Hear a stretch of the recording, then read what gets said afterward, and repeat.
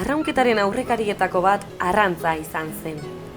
Antzina, euskal arrantzaleak euren artean lehiatzen ziren portura besteen aurretik nor iritsiko.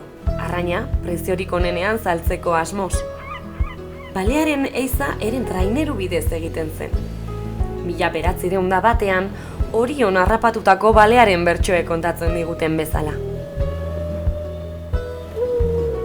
Arraunketaren jatorritzat hartzen den beste jarduera bat atoia zen. Sarbide zaileko portuetan, Bilbokoa edo Pasaiakoa adibidez, traineruekin atoian eramaten ziren itsasontzi handiak. Hurbiltzen ari ziren ontziak ikustean, traineruak distantzia luzeetan lehiatzen ziren aurrenak iristeko eta lortutako lanaren mozkina irabazteko. Arrantzarekin gertatu zen bezala, atoiek traineru lehiaketak zorrarazi zituzten. Arraunketa 3 ontzi mota erabiliz egiten da.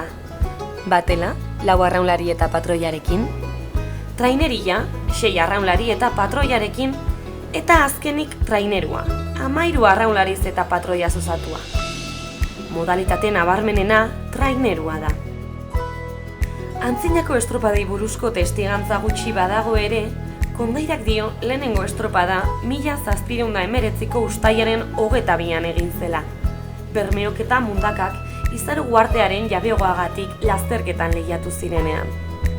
Urteetan zehar, traineruek zeukaten arrakasta ikusita, 1869an Donostian jaietako ikuskizun ofizialkiza programatu zen.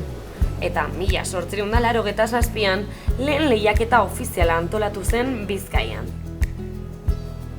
Urteen poderioz, ontziak kalitate handiagoko materialekin ondu zituzten. Arrauna antzinako ogibidetik gaur egungo kostaldeko kirol nabarmen bihurtu arte Euskal Herrian.